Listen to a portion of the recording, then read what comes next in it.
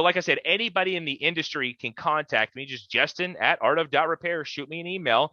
And Okay. if you need this energy, if you need this kind of insight into the industry, you contact me and we'll find something that works between us. So I would say that right there is another chunk of the pie. You know what I'm saying? Okay. Um, and just those kind of projects kind of fill up everything else, like selling tools and doing the consult work really kind of fill up my time, if that makes All right. sense. That's the main business. Yeah, I would say that's the main business now, and All I right. don't really think it really should be any other way. Like for me, I actually feel a lot better taking money from corporate entities. It feels much better to take money from them instead of taking money from you. Like as much as I really actually would love if you guys purchased from me, but at the end of the day, you know what I'm saying? Like I'm here because I want to travel and do this stuff for free, not ask you guys for money. You know what I mean? Like Correct. Correct. it just kind of it kind of gets inconvenient when you keep having to refer tools out to everybody else when you could just be putting a little bit in your pocket. You know what I'm saying? Yeah, and it's much easier to sell to big corporations. They already have a distribution channel, right? Well, yeah, it's quantity. You know what I mean? Like for Right. me, like the tool business is rough. It's a tough cut. You know what I'm saying? Like if you ain't out there trying to be hard to paint and do that basketball, you know what I'm saying, you're going to get left behind. You For sure. there's not really a lot of like loyalty out there in terms of like technician wise, to who they're buying from, so on and so forth. So if somebody's, less, like for me, genuinely, I'm just being honest, everybody, my tools are more expensive than everybody else, no matter what, because I'm one guy. I'm one guy trying to make it happen. You know what I mean? So I'm always hoping and praying that, people will, you know, care enough about what I'm doing and they want to continue seeing what I'm doing that they'll try and go, maybe they'll pay $5 more for something. You know what I mean? Oh, Um, but yeah, I mean, when you sell to the vendors around the world, they're buying a lot more at once. You know what I mean? They're correct. coming once a month with an order, right? And they're saying, hey, we sold this many this month, we need this more now. So it's a lot easier for me because those relationships are actually kind of built within my consult stuff anyway. You know what I mean? So these people know me. We're all very close. You know what I'm saying? I've got a big network around the world. And just another plug here for something else. I have another website. This is kind of interesting. So if anybody's into Reddit, anything like that, you can go check out the mobile repair subreddit. Okay. And there's a good reason I'm telling you guys this now, because it's something very, very special and unique in the industry.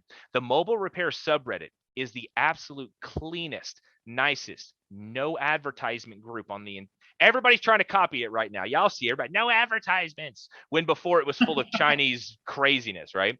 So number one, no advertisements. Everything's super organized. We have tags for everything. You know what I'm saying? Number three, we offer all kinds of community resources. And this is where I'm getting at with the vendor thing, right? Not only do we have free resources that tell you what the tools are that you need, some of the basic software, all that kind of stuff. We have really good moderators in there who take care of everything. We've even got a Discord that is the most active, best one. Chat.mbl.repair. Ooh, it's great. You know what I'm saying? But the number one thing that we have over there is something called the vendor list, right? I know that I am not going to be everybody's everything. You know what I mean? In Right. fact, Yeah. your vendor is not your everything. And sometimes they make you mad, even though it's not their fault because FedEx is the one who's late. It's not about Right. them, but you're just being angry about it. But sometimes you feel that in your bones. You feel like you need to go and see another person, another website, another vendor. So we have something called the vendor list, right? The vendor list, this is another free thing that I like to, do for the industry at a shop level.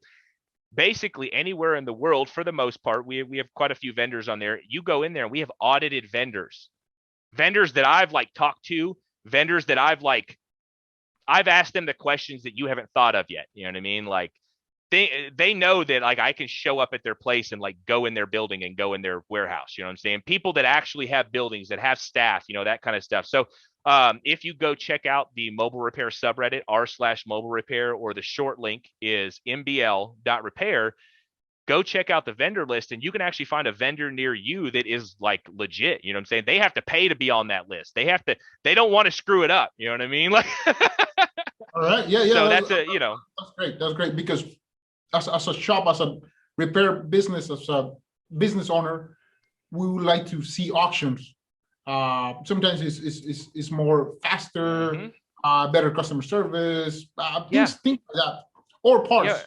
Some parts are available in one with one supplier. So that's an interesting thing that you actually bring up.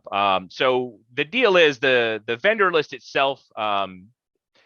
We charge for the vendors to be on there, but it's not a massive website. It's a very niche website, right? You have to be in the industry to know about it. You have to be on the group to find it. We get, I mean, I'm talking about the entirety of Reddit kind of conjugates to it when they're looking for parts and everything like that. But the deal is it doesn't really generate, it's kind of like a break even kind of thing. You know what I'm saying? As it stands right now, our next version, and you remember what you just said about finding the different parts? Yep. Our next version, I'm hoping, I'm praying, we're just saving up a little money right now, is going to have universal parts search. Oh, okay. Meaning all the vendors in the world who want to participate will be able to open up their API and allow people to search as if you went to like AutoZone or Walmart.com, and you could go there and see who has the part. And the difference here versus Amazon and eBay is vetted, audited vendors. Oh, that's good. Yeah, boy. I got this whole like scheme for the industry. I'm just trying to provide as much cool free value to everybody. Like I just want to have fun. And I know these are fun things. And like I said, not everybody's going to want to pay the $5 extra for my tool, and I get it. If you want to, y'all know where to go. But if you don't, we have options, and I'm free to tell it. You know what I mean? Yeah, I mean that's great. That's great. That's one of the things that we don't have much in this industry. I mean, you can search on part cards and different things. You can find a lot, but on this industry, it's quite difficult to find all that. So one of the advices that you would tell one person that is trying to start a business, what would your recommendations will be? You want the truth, man? For sure, we want the truth. Okay, y'all ain't gonna like it. I'm gonna look everybody real close in the eye on this one. All right. Listen to me. Just listen. Get a freaking lawyer and get a freaking accountant. I don't want to hear it. If you ain't pay, just get them. Then go get a business license. If you don't have that, you ain't opening. Leave it alone. Just stop. Just stop. That's it. Get all that. You know what I'm saying? And then if we're talking about, the rest of it, you know what I'm saying? You can ask some more detailed questions, and I'd love to answer that. Anything that you need, bro, we'll just keep cranking these out. What you got for me? But get a lawyer, get an accountant, get your dang business license. Okay. Let's suppose you already have that business license. What do you think is a budget to start with the tools? Okay, I have a different theory on tools than you do. And I haven't told everybody my theory yet. Okay, this is probably a future video, but we can talk about it now. That way, if people want to learn more, they can go subscribe to the channel and check it out too. They should subscribe to the channel. It's a great value. Come on. I mean, you will get all of these techniques, all of this knowledge for just basically being on your YouTube. Attention. Literally just your attention. Just give me your attention. Everybody pay attention to me, and I will talk enough that you will just absorb everything. I'll try my best. I will try and make the inferences for you. You know what I mean? Okay, let's talk about the shop. Okay, go ahead. Hit me with the question again. It's like, how much do you think? And then how much do you think do you think you will start a business, or is required to start a basic business? Because at the beginning, first off, I get what you're saying now. I get what you're saying. So first and foremost, if we're talking about a phone repair business, you need to have enough in savings right off the rip to buy somebody a brand new phone. I know that people want this to be a very low barrier, like entry kind of thing, but I think that is a very, very dangerous and I would say uncalled for thing to tell people. And I'll tell you why. Because people go out there and they see online that it only takes a second to do like an iPhone X screen, this, that, and the third. But there are a lot of devices out there that are getting very, very complicated, and they do require technique. My channel wouldn't exist any other way, right? So my worry is that people go out there and they spend $50 on a little iFixit kit and they start working on phones, right? If you're going to go work on phones, be able to buy somebody a new one. That's number one. because that's what your lawyer is going to tell you to do. You see how this is all playing together? Your lawyer's going to tell you this. That's number one. So if you get those, all this other stuff I'm going to tell you is going to come right off the rip. Number two, get insurance. So now we're at another thing, right? That's another big one. You know what I'm saying? If you can't cover what you got going on, boom, that's going to bite you even more. We're trying to protect you right now. You know what I'm saying?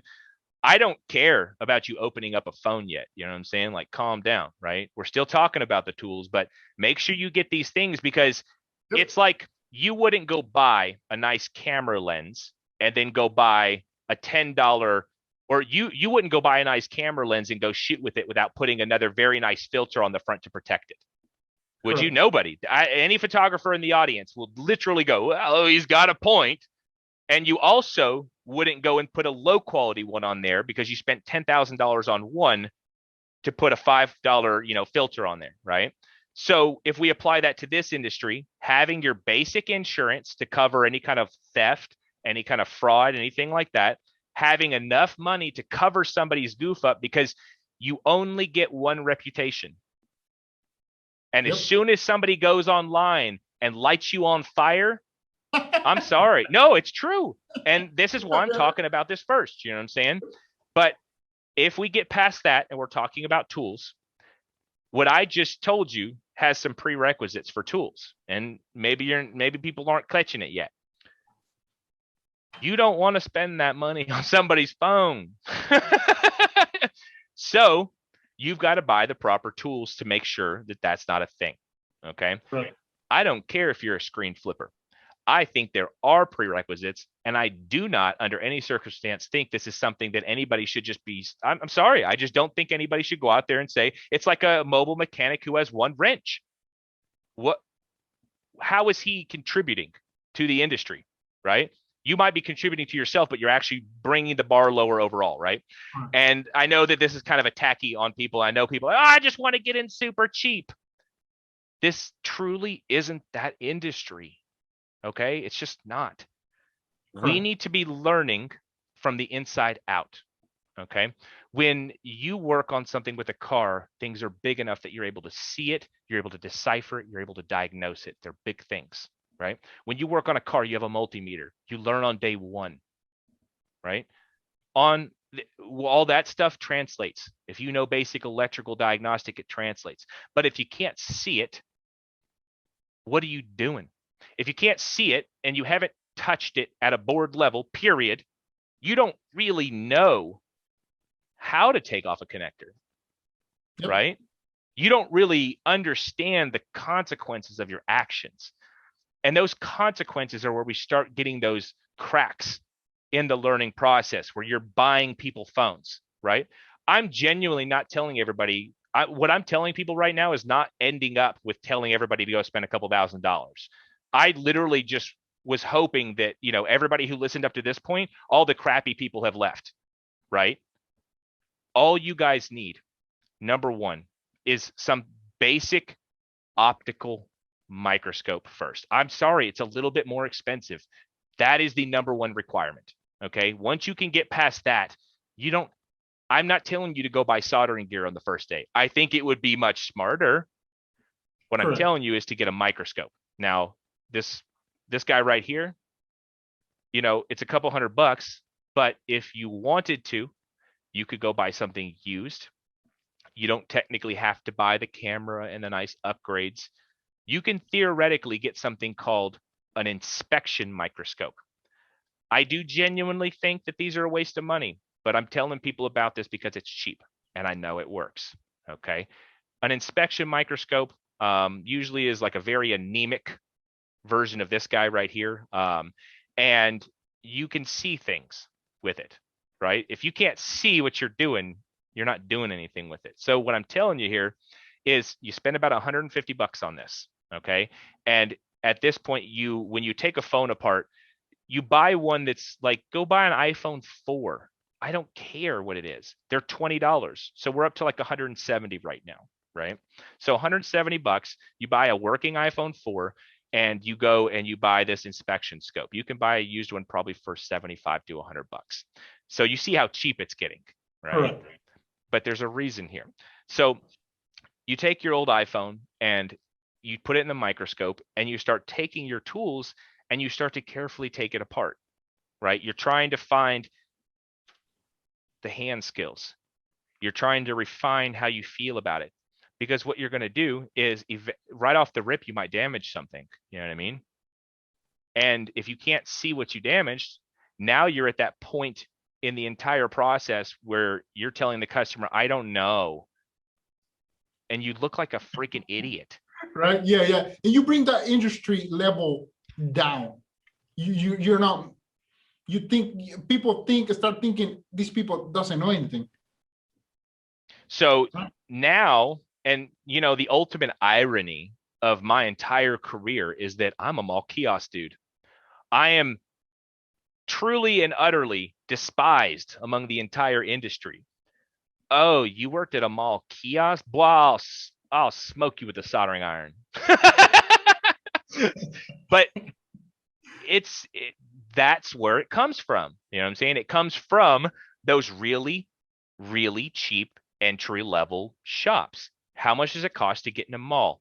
$1,000. Okay. And that's including the tools. You feel me? So we're talking about this low barrier of entry being a problem. It's true. It's a problem. But if we start encouraging and teaching those earlier, what the most important thing of all is, being that microscope of all, you don't even need a dang screwdriver. Don't even buy a screwdriver till you get a microscope. I don't want to hear it. First thing I'm gonna ask everybody is, where's their microscope, right? And I'm not saying you can't get a little baby, $20, something, just something to see. But I genuinely think that middle ground 150, inspection scope will be that middle ground for you, right? Now, once you can see and you can understand your work and you can see how things, if something doesn't work, you can clearly, and there's a lot of information here. If something doesn't work, you just go in the microscope and you look at the last thing or everything you touched. It's like when you lose your keys. First thing I'm going to ask you is, where were you today? Da-da-da!